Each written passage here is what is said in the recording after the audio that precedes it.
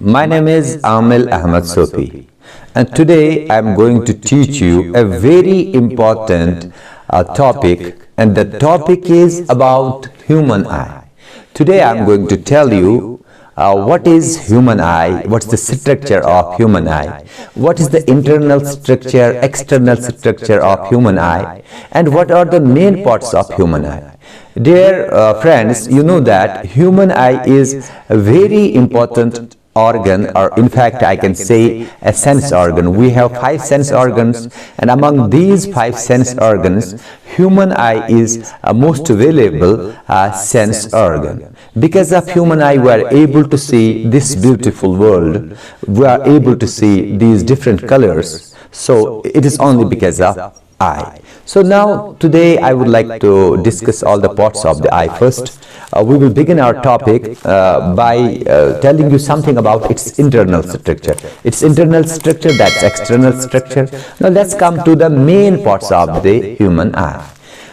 First part is called cornea, and second part is called iris, pupil, eye lens, retina, optic nerve, ciliary muscles. These are the main parts of the human eye, though there are some other parts as well, but these are the main parts which I am going to tell you what's their role and what's the structure basically. So first of all, I would like to say the whole structure of eye is called eyeball. It is spherical, and it has been found that at average its diameter is 2.4 centimeter.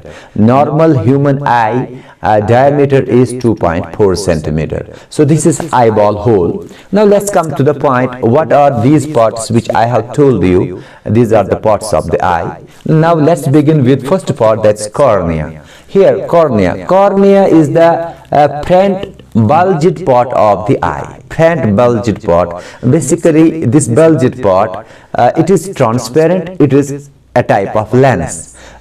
Here you cannot have a clear idea. I'll show you it here in external structure. This front part of eye, this is iris. So before this comes another part which we are not able to see, because it is just like lamination on a card. So that part is transparent, and it is just like lens. It is bulged upwards, and it is called cornea.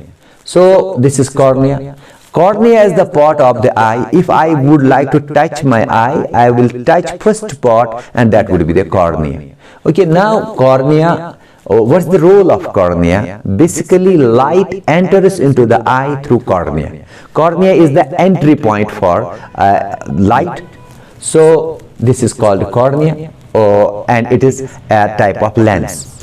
Behind the cornea, basically here we have a fluid, viscous fluid, that's called aqueous humor. That makes this cornea turgid. If it is not turgid, it will not function properly. So here is a fluid. That fluid is called aqueous humor, and there is a part in the eye, that second part I have written here, that's called the iris. What iris consists is basically 2 types of things, that is muscles, and it has some pigments. Pigments gives color to the iris, and muscles contract and relax.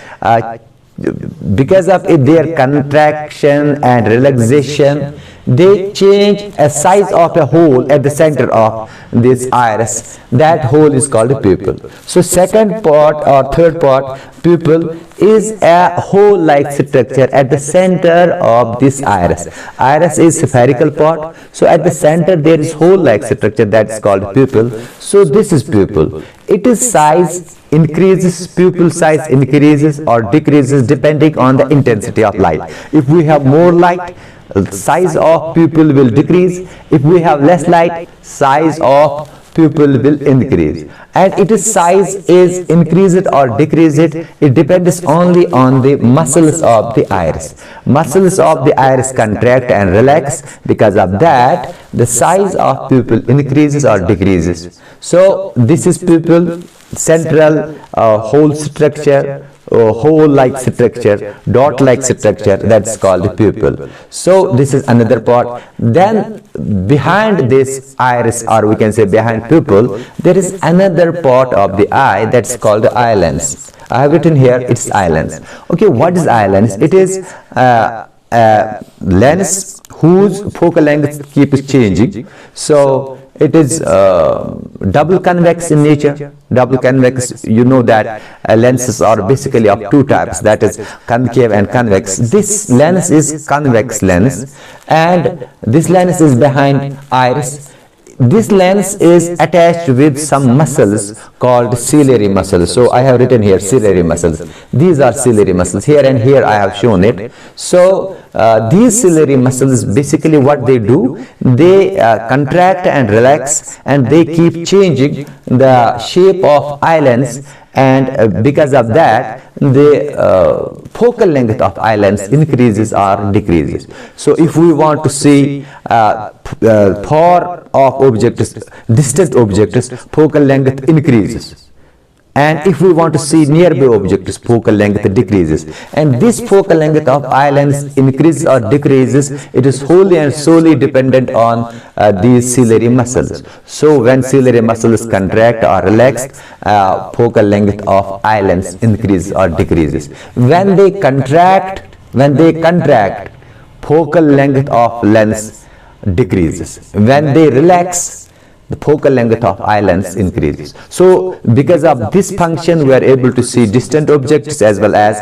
nearby objects. This property of the eye is called power of accommodation. Power of accommodation means we are able to see distant objects, nearby objects, and that objects lying in between. So this was something about eye lens. Now let's move to another part of the eye, that is called retina. What is retina? Retina is basically just like a screen. It acts just like a screen. When light from cornea enters, then light goes through pupil and falls on the eye lens. Eye lens converges light rays and makes them to fall or meet at, focuses them at retina. At retina, image of the object is formed. Whatever we see in our surroundings, the image is formed on the retina.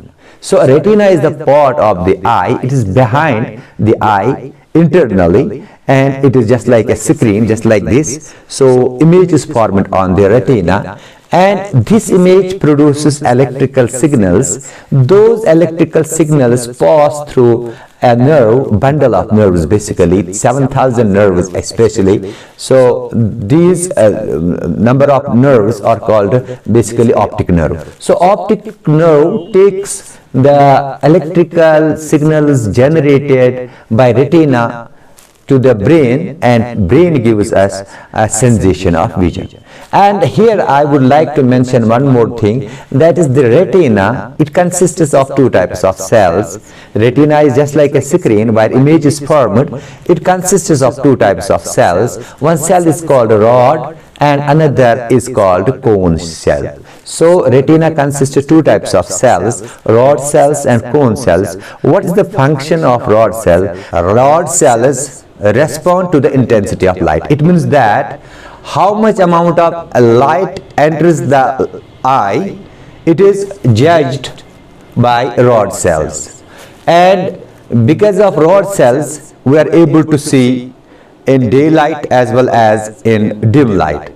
But if some people have less number of rod cells, they feel in plenty of light. In daylight they feel just like it is dim light, and in dim light they feel there is dark. So the rod cells are responsible or respond to the intensity of light, that means the quantity of light. Cone cell responds to the different colors of the light. So cone cells help us to see different colors, whether it is red, blue, green. All the colors we are able to see because of cone cells. So cone cells responds to different colors which we see. And one more thing I would like to add, some people have a less number of cone cells, and because of their less number of cone cells, they are not able to see all the colors. So those people are called color blind people because they have less number of cone cells, and normally every person has normal number of cone cells and he is able to see all the colors. And this was something about human eye. Now thanks for watching this video. Hope you enjoy.